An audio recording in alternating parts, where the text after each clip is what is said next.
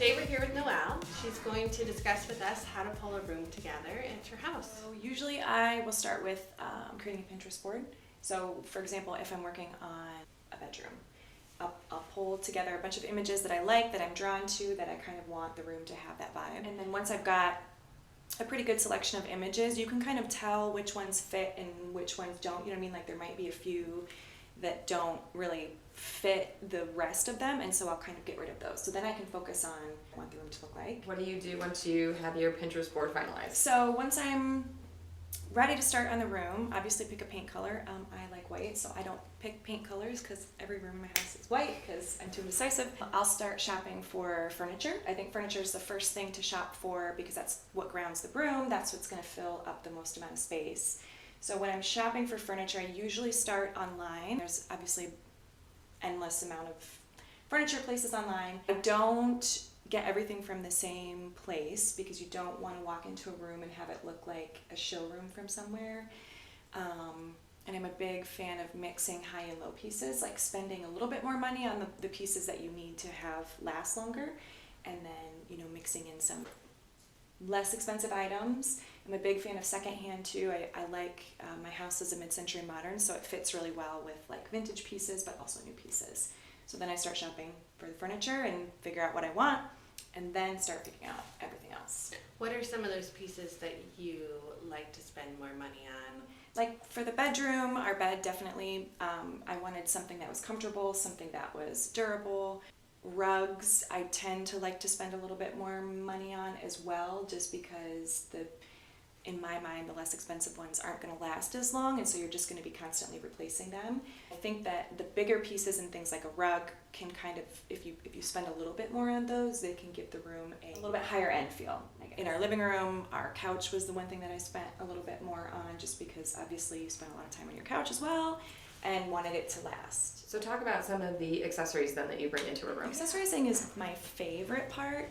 Like sometimes I struggle to commit to like the bigger things, so that always takes me the longest amount of time to do that. And then once I've gotten the bigger pieces in the room, accessorizing is my favorite. I like to use Etsy a lot for artwork. I like having artwork that's original and unique and not necessarily just something that you could find on the shelf at any big box store. Not that there's anything wrong with that, but I really appreciate supporting artists, but also having unique pieces. So Etsy actually has a huge selection of art that you can download. I mean, it's like literally a handful of dollars. They'll send you a JPEG that you can download and get printed yourself so that you can make it in any size that you want.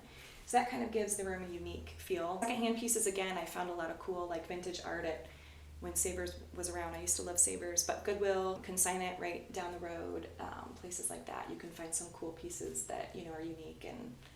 And then as far as accessories go, I wouldn't consider myself a minimalist, but I like things to have a function. I'm talking about the bedroom, and I've got my dresser and I have a lot of jewelry. So I don't have a lot of storage in my dresser for my jewelry, so I would find a box that's really pretty that is storage as well. And same thing, like I love reading, I have a lot of books.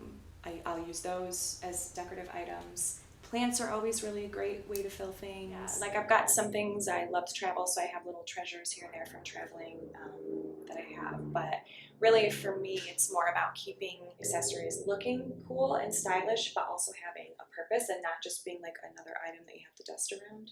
Right, because you put a bunch of stuff on the table and you're like, okay, now I gotta pick it up and I gotta dust it Yeah, and I gotta move it. Exactly.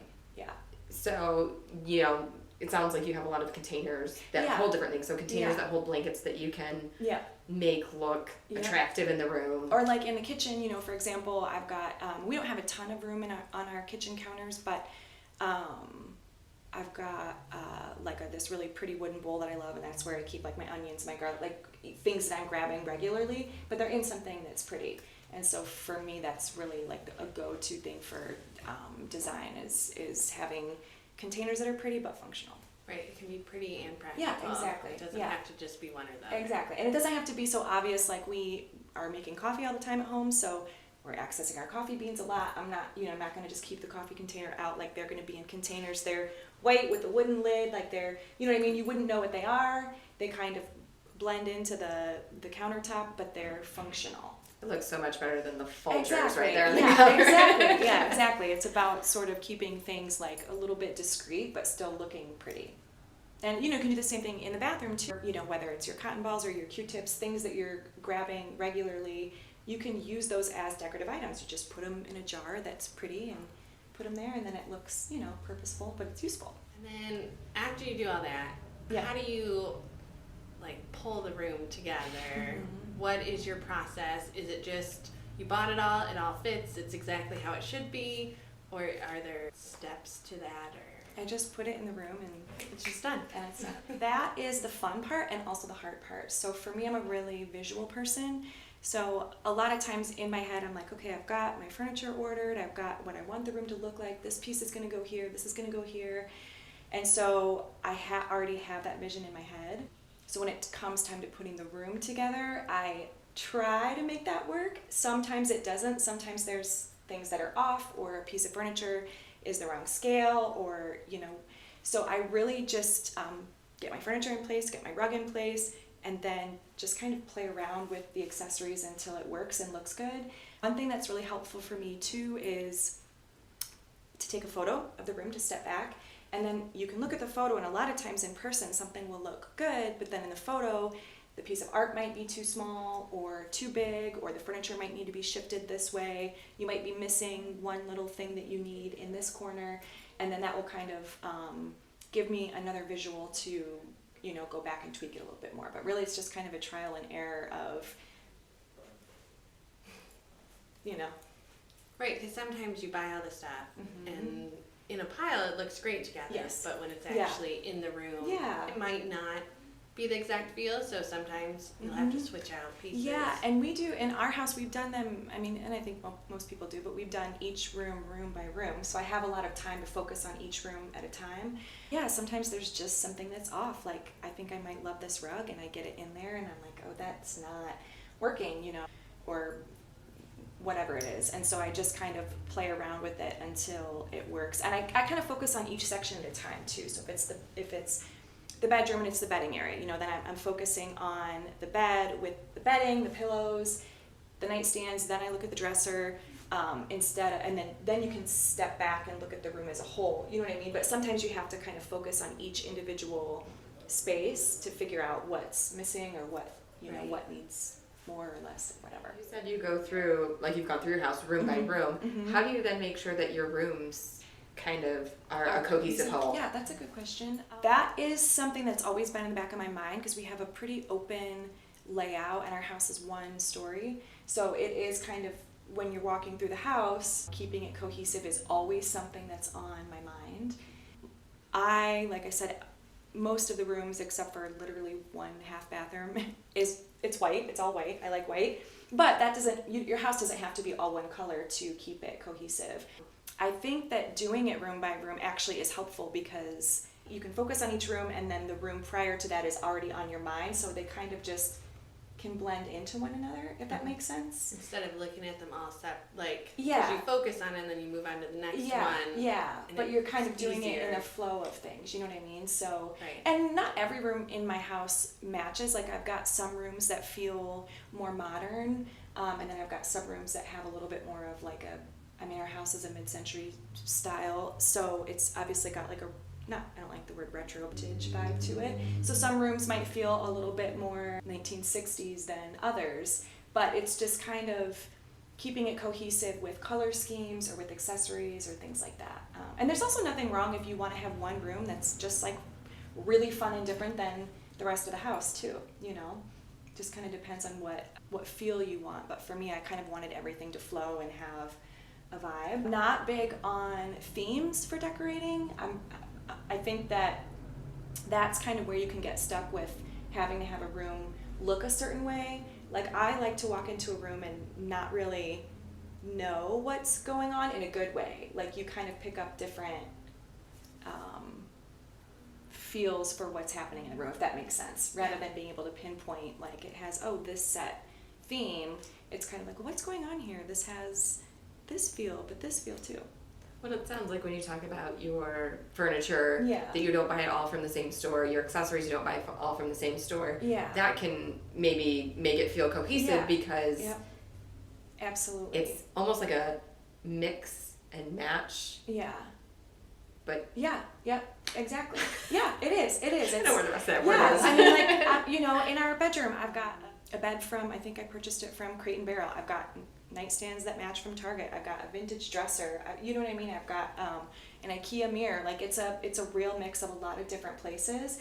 But I like it that you can't just walk in and say, like, oh, this looks like IKEA, or oh, this looks like Crate and Barrel. It's, you know. And I think, too, one of the things when designing a room is what I want my home to feel like. So I like to travel a lot, and it's just not an option to jet set the world all the time. So for me, my home, I think, has kind of the vibe of some of my favorite places. And I think that it's really important to make your home whatever feels comfortable to you, whatever feels happy to you. You know what I mean? So if you like to relax, make your home cozy and comfortable as possible. If you need a peaceful environment, try to make it as peaceful as possible. I don't know if that makes sense or not, but... Well, maybe you have a lot of like blankets and pillows and cozy items, whereas if maybe scents are important, you have things like candles. Yeah, or, exactly. Whereas with travel, you probably Yeah. have a lot of your pieces. Yeah, like I have weird stuff. Like I like to collect, like, you know, cool rocks when I travel from different places that remind me of the desert. Or like I bought this piece of tumbleweed on Etsy, and I was like, what is wrong with me that I'm buying this? But it was really cool. I think it was found from like the desert in New Mexico or Texas. It just had this really cool texture and this really cool vibe to it, and I liked it. It's sitting on an open shelf as a cool decorative piece. So I guess, and going back to accessorizing, for me, if it's something that doesn't have a function, to me, it's a piece that reminds me of something that I love. And I think that the world can be such a chaotic place, or work can be stressful or busy. So to come home at the end of the day and feel like your house is a place that you can just relax, whatever that looks like, you know, whatever feels good. For some people, they love entertaining, so having a space that's set up well for entertaining, you know what I mean, is good. So how do you kind of understand what someone wants or needs to help them pull the room together? Usually start by asking what the function of the room is, what's the purpose. So if it's, you know, well, it's a family room, we spend a lot of time in here watching TV, this is where the kids eat their snacks, where we have our friends over, you kind of can build off of that and what the needs are and kind of go from there. And really, I think that any room can have style, even if it is a family room where the kids are in there eating their snacks and watching TV, you know, or it's an office space or a workout space or whatever. Any room can have style, really. It's just a matter of finding out what the function of that room is and then kind of building off of that.